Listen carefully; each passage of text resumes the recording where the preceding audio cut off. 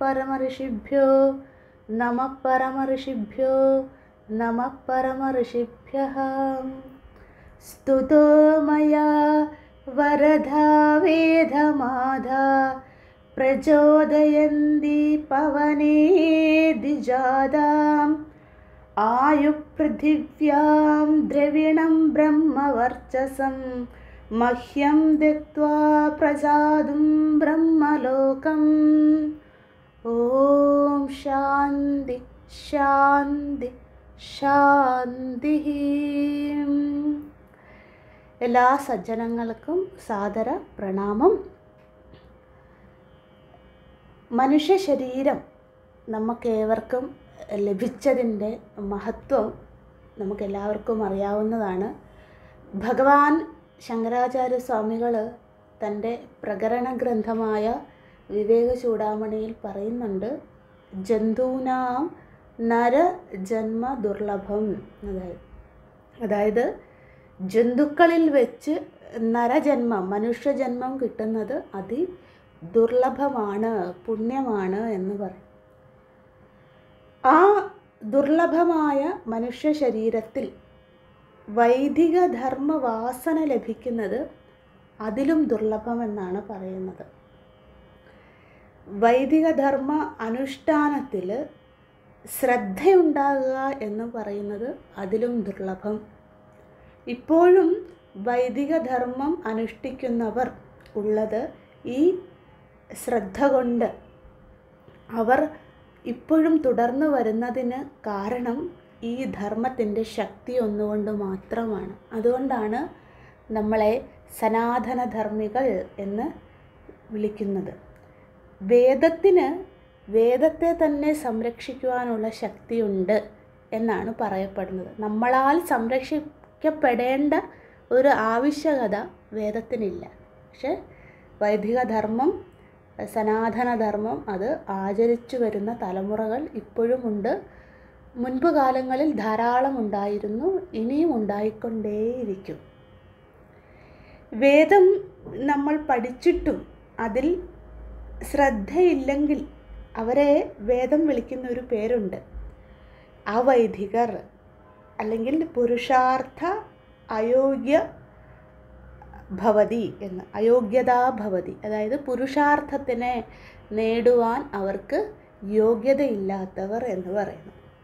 അപ്പോൾ ഈ വേദമന്ത്രം നമ്മൾ അർത്ഥകാമത്തിനായി ഉപയോഗിക്കാതെ മോക്ഷപുരുഷാർത്ഥത്തിനായി നമ്മൾ പ്രയോജനപ്പെടുത്തേണ്ടത് അനിവാര്യം തന്നെയാണ്. അപ്പോൾ എങ്ങനെ നമ്മൾക്ക് അവൈദികരാകാതിരിക്കാം? അതിന് നമ്മൾ ആദ്യം വേദവിദ്യാർത്ഥിയാകണം. ആ വേദവിദ്യാർത്ഥിക്ക് ആദ്യം ഉപദേശിക്കുന്ന മന്ത്രമാണ് ഗായത്രി ഛന്ദസ്സിലെ സാവിത്രി മന്ത്രം. ഗായത്രി ഛന്ദസ് എന്ന് വെച്ചാൽ 24 അക്ഷരങ്ങളുള്ള മന്ത്രങ്ങളുടെ ഒരു കൂട്ടത്തിനെയാണ് ഗായത്രി ഛന്ദസ് എന്ന് പറയുന്നത്. നൃചിത് ഗായത്രി എന്ന് പറഞ്ഞ ഒരു ഉപഭേദവും ഇതിനുണ്ട്. അതായത് 23 അക്ഷരമാണെങ്കിൽ അത് നിജൃ ഗായത്രി എന്ന വിഭാഗത്തിൽപ്പെടും. 24 അക്ഷരങ്ങൾ പൂർണ്ണമായിട്ടുമുണ്ടെങ്കിൽ അതിനെ ഗായത്രി ഛന്ദസ് എന്ന് പറയും. ഛന്ദസ് എന്ന് വെച്ചാൽ മീറ്റർ. ആ ഒരു പാരായണം ചെയ്യുന്ന ഇത്ര മീറ്ററുകളിലുണ്ട്. അനുഷ്ടുപ് ഛന്ദസ്, ത്രിഷ്ടുപ് ഛന്ദസ് ഇത്യാദി ഒരുപാട് വിവിധങ്ങളായ ഛന്ദസ്സുകളുണ്ട്. അപ്പോൾ നാം ഇവിടെ ഇന്ന് ചർച്ച ചെയ്യുന്ന വിഷയം ഗായത്രി മന്ത്ര ഉപാസനയെക്കുറിച്ചാണ്. ഈ ഗായത്രി മന്ത്രം എന്നാണ് നമ്മൾ ഇതിനെ പറയുന്നത്. അനേകം ഗായത്രികളുണ്ട്. അതിൽ നാം ശ്രദ്ധിക്കുന്നത് വേദവിദ്യാർത്ഥികൾ, അതായത് ശാസ്ത്ര വിദ്യാർത്ഥികളായ നാം അറിഞ്ഞിരിക്കേണ്ട, ആചരിക്കേണ്ട ഗായത്രി ഛന്ദസ്സിലുള്ള സാവിത്രി എന്ന മന്ത്രത്തിനെക്കുറിച്ചാണ്. സാവിത്രി മന്ത്രം ലഭിച്ചത് വിശ്വാമിത്ര മഹർഷിക്കാണ് എന്നാണ് നമ്മളുടെ ഇതിഹാസ പുരാണങ്ങൾ പരാമർശിക്കുന്നത്. ഗായത്രി മന്ത്രത്തിൻ്റെ ആ ഒരു മാഹാത്മ്യം ഒരു ശ്ലോകരൂപത്തിലുണ്ട്. യോ ദേവ സവിതാസ്മാകം ധിയോ ധർമാദി ഗോചരാഹ പ്രേരയേ തസ്യ യത് ഭർഗഃ വരേണ്യം ഉപാസ്മഹേ. ഇങ്ങനെയാണ് ശ്ലോകം. അതിൻ്റെ ഒരു അർത്ഥം പറഞ്ഞാൽ, അല്ലയോ സവിതാ ദേവത, സവിത എന്ന് വെച്ചാൽ സൂര്യദേവത, സൂര്യൻ്റെ പര്യായമാണ് സവിതാവ്. അപ്പം അല്ലയോ സവിതാ ദേവത, ധർമ്മത്തിലൂടെ ചരിക്കുവാനുള്ള വഴിയെ എനിക്ക് കാട്ടിയാലും ആ സവിതാ ദേവത എൻ്റെ ബുദ്ധിയെ നേർവഴിക്ക് നയിക്കുമാറാകട്ടെ എന്നാണ് ഈ ശ്ലോകത്തിൻ്റെ അർത്ഥം. അപ്പം ഗായത്രി മന്ത്രം നമ്മൾ ഉപാസിക്കുന്നതിലോടുകൂടി നമ്മൾക്ക് ശ്രദ്ധാഭക്തി ജ്ഞാന വൈരാഗ്യങ്ങൾ ആ സവിതാ ദേവതയിൽ നിന്നും ലഭിക്കുമാറാകട്ടെ, അതിനുവേണ്ടിയാണ് ഈ ഉപാസന. അങ്ങനെ നമ്മൾ സനാതനധർമ്മത്തിലൂടെ ചരിച്ച് വേദവിദ്യാർത്ഥികളായി അതിൻ്റെ അർത്ഥം ഗ്രഹിച്ച് മോക്ഷപ്രാപ്തിയിലേക്ക് ഈശ്വരനുമായി ഏകീഭവിക്കുവാനുള്ള ആ ഒരു പ്രേരണ തരികയാണ്. അതിലേക്ക് നേർവഴി കാട്ടിത്തരുന്ന പ്രാഥമികമായ മന്ത്ര ഉപാസനയാണ് ഈ സാവിത്രി മന്ത്ര ഉപാസന. സൃഷ്ടികർത്താവായ പ്രജാപതി തൻ്റെ 3 വേദത്തിൽ നിന്നും ഓരോ പാദത്തെ ചേർത്തിട്ടാണ് ഈ ഗായത്രി മന്ത്രം അതിൽ നിന്നാണ് ഉണ്ടായത് എന്നും പറയപ്പെടുന്നുണ്ട്. അത് മനുസ്മൃതിയിലൊക്കെ ഗായത്രിയുടെ മാഹാത്മ്യം അനേകം ശ്ലോകങ്ങളിൽ മനു മഹാരാജ് പറയുന്നുമുണ്ട്. പ്രധാനമായും ഗായത്രിയെക്കുറിച്ച് ചർച്ച ചെയ്യുമ്പോൾ അതിൻ്റെ ഒരു ആമുഖം എന്ന രീതിയിൽ ഗായത്രി മന്ത്രത്തിൻ്റെ മാഹാത്മ്യം എന്തെന്ന് വെച്ചാൽ, ന ഗായത്രിയാ പരോ മന്ത്രഃ എന്ന് പ്രസിദ്ധമായ ഒരു വാക്യമുണ്ട്. അതായത് ഗായത്രി ഛന്ദസ്സിലുള്ള ഈ സാവിത്രി മന്ത്രത്തിനെക്കാട്ടിലും ശ്രേഷ്ഠമായ മറ്റൊരു മന്ത്രമില്ല. സാധാരണ നമ്മൾ ഗായത്രി ജപിക്കുക എന്നാണ് പറയാറ്. ശരിക്കും യഥാർത്ഥത്തിൽ അതല്ല. സാവിത്രി മന്ത്രം എന്നാണ് ആ മന്ത്രത്തിൻ്റെ യഥാർത്ഥ പേര്. പക്ഷേ ഇത് ഗായത്രി മീറ്ററിലുള്ളത്, അതായത് 24 അക്ഷരങ്ങളുള്ള മീറ്ററിൽ ഈ മന്ത്രത്തിനെ ക്രമീകരിച്ചിരിക്കുന്നതുകൊണ്ട് എന്ത് പറ്റി, അതിനെ ഗായത്രി മന്ത്രം എന്ന് വിളിച്ച് ആ ഒരു പേര് പ്രസിദ്ധമായി. യഥാർത്ഥത്തിലെ പേര് സാവിത്രി മന്ത്രം എന്നാണ്. അതായത് ഈ സാവിത്രി മന്ത്രത്തിനെക്കാട്ടിലും പരമമായ ഒരു ജപസാധന മന്ത്രമില്ല എന്നാണ് പറയപ്പെടുന്നത്. അതുകൊണ്ടാണ് ഗുരുകുലത്തിലേക്ക് പ്രവേശിക്കുന്ന വിദ്യാർത്ഥികൾക്ക് ആദ്യം ഗുരുനാഥൻ ഉപദേശിക്കുന്ന മന്ത്രം ഗായത്രി മന്ത്രമാകുന്നത്. ഇത് ജപിച്ചാൽ നമ്മളെപ്പോലെയുള്ള സാധകർക്ക് ചിത്തശുദ്ധിയും വേദമാതാവിൻ്റെ അനുഗ്രഹവും അങ്ങനെ ഭഗവാനുമായി അടുക്കുവാനുള്ള എല്ലാ സാഹചര്യവും അനുകൂലമാക്കി തരും ഈ സവിതാ ദേവത എന്നാണ് പറയുക. എങ്ങനെയാണ് നമ്മൾ ഗായത്രി മന്ത്രം സ്വീകരിക്കേണ്ടത്? അതിന് ഒരുപാട് ചടങ്ങുകളുണ്ട്. പ്രധാനമായും ഉപനയനം എന്ന സംസ്കാരത്തിലൂടെയാണ് ഒരു വിദ്യാർത്ഥി ഗായത്രി മന്ത്രം സ്വീകരിക്കുക. ഉപനയനം എന്ന് വെച്ചാൽ നയനം എന്ന് വെച്ചാൽ എല്ലാവർക്കും അറിയാമല്ലോ, കണ്ണ്. ഉപനയനം എന്ന് വെച്ചാൽ ഭഗവാനെ ദർശിക്കുവാനുള്ള കണ്ണു തുറക്കുന്ന ആ ഒരു ചടങ്ങിനെയാണ് ഉപനയനം എന്ന് പറയുന്നത്. ഭഗവാനെ ദർശിക്കുവാനുള്ള കണ്ണ് തുറക്കുന്ന ചടങ്ങ്. ആര് തുറന്നു തരും എൻ്റെ കണ്ണ്? ഗുരുനാഥൻ. അപ്പം ഗുരുവിൻ്റെ സാന്നിധ്യത്തിൽ വേണം നമ്മൾ ഉപനയന സംസ്കാരങ്ങൾ ചെയ്യുവാൻ. ഇപ്പോൾ നമ്മുടെ ഭാരതത്തിൽ പ്രത്യേക ഒരു വിഭാഗക്കാരൊക്കെ ഇപ്പോഴും ഉപനയനാദി സംസ്കാരങ്ങൾ അനുവർത്തിച്ചു വരുന്നുണ്ട്. എല്ലാവരിലും പണ്ടുണ്ടായിരുന്നു, പക്ഷെ അത് അന്യം നിന്ന് പോയിക്കൊണ്ടേയിരിക്കുന്നു. ഈ സംസ്കാരത്തിലൂടെയാണ് നമ്മൾ ഗായത്രി മന്ത്രം ഗുരുവിൽ നിന്നും സ്വീകരിക്കുക എന്നത്. വലിയ ചടങ്ങുകളാണ്. അതിന് പ്രത്യേക മുഹൂർത്തമുണ്ട്, മാതാപിതാക്കളുടെ സാന്നിധ്യം ഉണ്ടായിരിക്കണം, പൂജ, യാഗാദി ഹോമങ്ങൾ, ഇതിലൂടെയൊക്കെയാണ് ഈ മന്ത്രം സ്വീകരിക്കുക. ഇവിടെ ഗായത്രി മന്ത്രം സൂര്യനെ മുഖ്യദേവതയായി ഉപാസിക്കുന്നതാണ് ഗായത്രി മന്ത്രത്തിൻ്റെ പ്രത്യേകത. അതുകൊണ്ട് സവിതാ ഗായത്രി എന്നും ഇതിനെ പറയുന്നു. സൂര്യദേവൻ ആരാണ്? നമ്മുടെ ശരീരത്തെ പോഷണം നൽകി നിലനിർത്തുന്ന ദേവതയാണ് സൂര്യദേവൻ. അതുകൊണ്ട് നമുക്ക് ഈ മന്ത്രത്തിലൂടെ സൂര്യദേവൻ്റെ ആ അനുഗ്രഹം, സംരക്ഷണം എപ്പോഴും ഉണ്ടായിരിക്കും. അങ്ങനെ ആ ശരീരിയെ ആരാണോ മന്ത്രം ജപിക്കുന്നത് അവരെ സൂര്യദേവൻ എന്നും സംരക്ഷിക്കും. ആ ഒരു എപ്പോഴും നല്ല ഊർജ്ജസ്വലരായി അവരിയ്ക്കും. അവർക്ക് ജപയാഗാദി ഹോമങ്ങളിലും ശാസ്ത്ര അധ്യയനത്തിലുമായിരിക്കും മുഖ്യ ശ്രദ്ധ. അവർ നശിച്ചു പോകില്ല, മോശം വഴിയെ തിരിയില്ല എന്നതാണ് ഈ ഉപാസനയുടെ ഏറ്റവും വലിയ സവിശേഷത.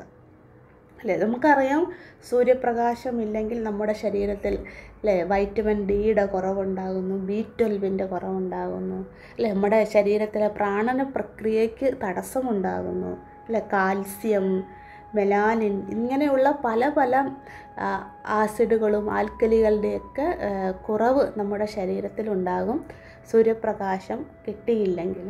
ഡിപ്രഷൻ പോലും ഉണ്ടാകുമെന്നാണ് നമ്മളുടെ ആധുനിക വൈദ്യശാസ്ത്രം പറയുന്നത്. അപ്പോൾ എല്ലാ രീതിയിലും മാനസികമായും ശാരീരികമായും നമ്മളെ സംരക്ഷിച്ച് നമ്മളെ പോഷണം നൽകി നിലനിർത്തുക, നമ്മൾക്ക് ഊർജം പകർന്നുകൊണ്ട് നിലനിർത്തുന്ന ദേവതയാണ് സൂര്യദേവൻ. ആ സൂര്യദേവനോടുള്ള നന്ദിയാണ്, നമ്മളെ സംരക്ഷിക്കുന്നതിനുള്ള നന്ദി, എന്നും സംരക്ഷിക്കണേ എന്നുള്ള പ്രാർത്ഥനയാണ് ഈ ഗായത്രി മന്ത്ര ഉപാസനയിലൂടെ നടത്തുന്നത്. ഒരുപാട് ഗായത്രിയുടെ മഹിമ ഒരുപാട് ആചാര്യന്മാർ പറയുന്നുണ്ട് അവരുടെ ഗ്രന്ഥങ്ങളിൽ. ബൃഹദാരണ്യ ഉപനിഷത്തിൽ പറയുന്നുണ്ട് ഗായത്രി എത്രമാത്രം പ്രാധാന്യമുള്ളതാണെന്ന്. മനുസ്മൃതിയിൽ പറയുന്നുണ്ട്. ഭഗവാൻ ശങ്കരാചാര്യ സ്വാമികൾ പറയുന്നുണ്ട് ഗായത്രായതേ ഇതി ഗായത്രി എന്നും. അതായത് പ്രാണനെ സംരക്ഷിക്കുന്നതാണ് ഗായത്രി മന്ത്രമെന്ന് ഭഗവത്പാദർ പറയുന്നുണ്ട്. അങ്ങനെ ഒരുപാട് മഹാത്മാക്കൾ തങ്ങളുടെ ഗ്രന്ഥങ്ങളിൽ ഗായത്രിയുടെ മഹിമ അല്ലെങ്കിൽ സാവിത്രി ഉപാസനയുടെ മഹിമ പറയുന്നുണ്ട്.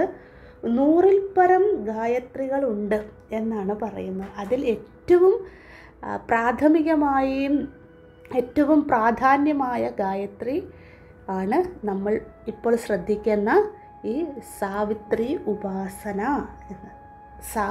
സവിതാ ഗായത്രി അല്ലെങ്കിൽ സൂര്യഗായത്രി എന്നൊക്കെ ഉണ്ട് ഇതിന് പേര്. നമ്മൾക്കിത് ഒന്ന് പാരായണം ചെയ്യാം, ഈ മന്ത്രം എങ്ങനെയാണ് എന്ന്.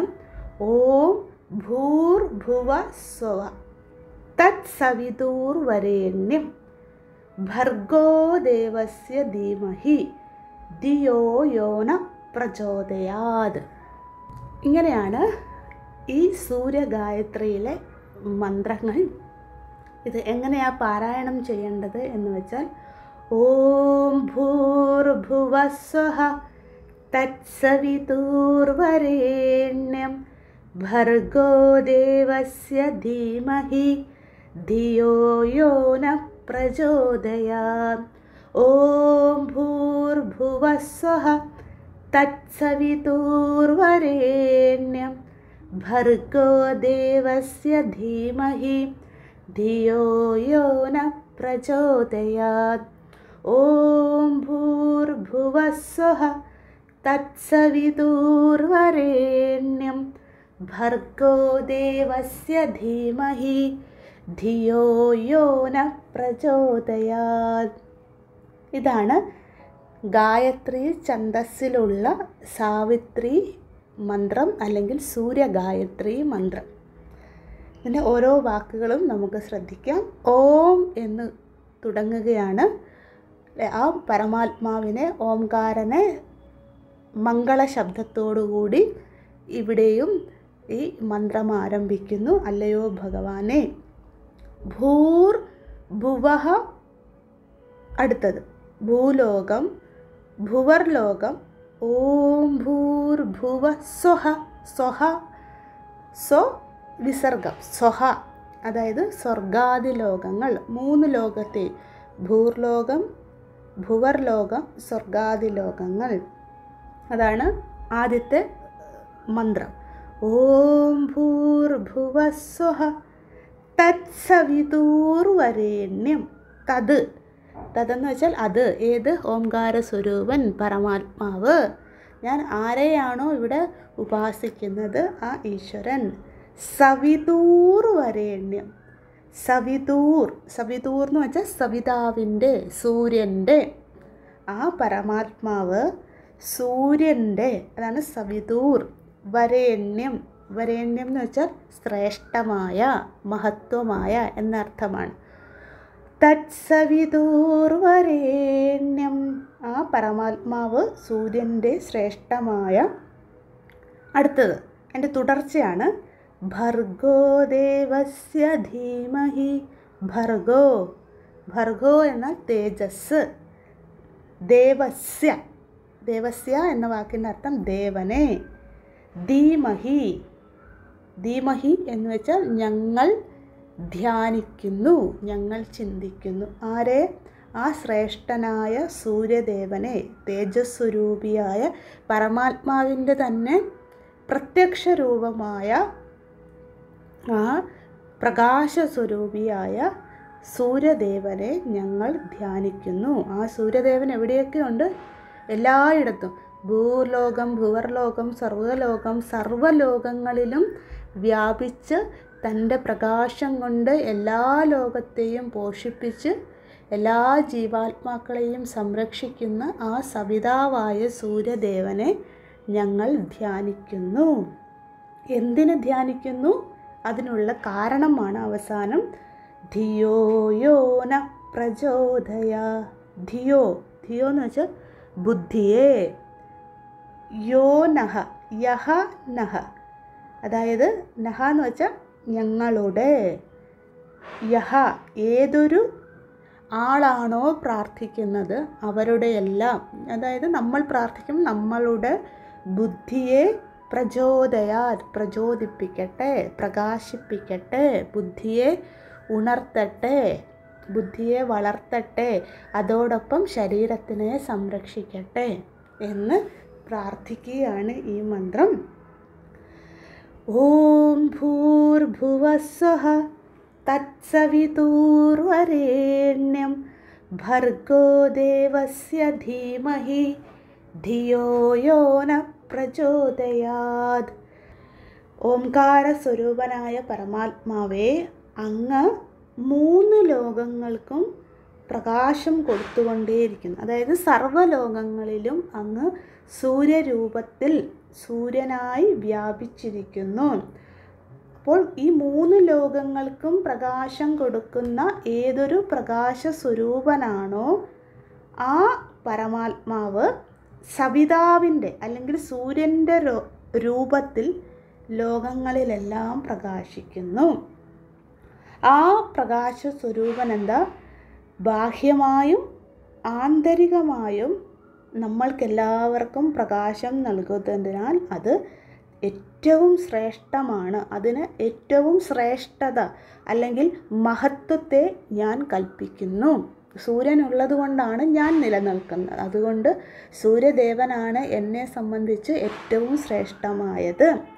ആ തേജോമയനായ സൂര്യദേവൻ അല്ലെങ്കിൽ പരമാത്മാവ് സൂര്യരൂപത്തിൽ തേജോമയനായിരിക്കുന്നു. ആ സൂര്യദേവൻ നമ്മളുടെ എല്ലാവരുടെയും ബുദ്ധിയെയും മനസ്സിനെയും ശരീരത്തിനെയും പ്രകാശിപ്പിച്ച് സംരക്ഷിച്ച് പോഷണം നൽകി അനുഗ്രഹിക്കണേ. അതിനായി ഞാൻ സൂര്യദേവനെ ഇവിടെ ധ്യാനിക്കുന്നു എന്നാണ് ഈ ഗായത്രി മന്ത്രത്തിൻ്റെ അർത്ഥം. ഇനിയും നമ്മൾക്ക് ഈ മന്ത്രം ജപിച്ചാൽ ഉണ്ടാകുന്ന ഫലങ്ങൾ എന്തൊക്കെ എന്നൊന്ന് ശ്രദ്ധിക്കാം. ഏറ്റവും വലിയ ഫലം എന്തെന്ന് വെച്ചാൽ നമ്മളുടെ ബുദ്ധിക്ക് നല്ല ഓർമ്മശക്തി ഉണ്ടാകും. ബുദ്ധി നല്ല തെളിഞ്ഞിരിക്കും. ധാർമ്മികമായ കാര്യങ്ങളും നന്മയുള്ള കാര്യങ്ങളും മാത്രമായിരിക്കും നമ്മുടെ ബുദ്ധിയിൽ എപ്പോഴും ഓർത്തിരിക്കുക. അധാർമികമായ മാർഗത്തിലേക്ക് നയിക്കുവാൻ ഈ മന്ത്രജപം നമ്മളെ അനുവദിക്കുകയില്ല. എന്തെങ്കിലും നമ്മൾ തെറ്റിലേക്ക് പോകുന്നു എന്ന് കണ്ടാൽ അറിഞ്ഞോ അറിയാതെയോ അവിടെ നമ്മളെ തടയിടും സൂര്യദേവൻ. അതായത് എപ്പോഴും നമ്മുടെ ബുദ്ധിയെ ഇങ്ങനെ സന്മാർഗത്തിലൂടെ നയിച്ചുകൊണ്ടേയിരിക്കും. അതാണ് പ്രധാനമായ ഫലം. നമ്മൾക്ക് ഈ ബുദ്ധിയിലൂടെ ഉണ്ടാകുന്ന ബുദ്ധിമുട്ടുകൾ, അതായത് ആധ്യാത്മികമായോ ഭൗതികമായോ എന്തെങ്കിലും ബുദ്ധിമുട്ടുകൾ നമ്മുടെ ചിന്തയിലോ ബുദ്ധിയിലോ ശാരീരികമായോ ഉണ്ടായാൽ അതിനെയൊക്കെ ഇല്ലാണ്ടാക്കി നേർവഴിയെ നയിച്ച് നമ്മളെ എപ്പോഴും സംരക്ഷിക്കും. അതാണ് മറ്റൊരു ഫലം. എപ്പോഴും നമ്മൾ അറിഞ്ഞോ അറിയാതെയോ, നമ്മൾ ചില സമയം അറിയും, ചിലപ്പോൾ നമ്മൾ അറിയുക പോലുമില്ല, നമ്മളെ എപ്പോഴും ഈ സൂര്യദേവൻ പ്രൊട്ടക്റ്റ് ചെയ്തുകൊണ്ടേയിരിക്കും. അതാണ് ഈ മന്ത്രത്തിൻ്റെ മറ്റൊരു ഫലം.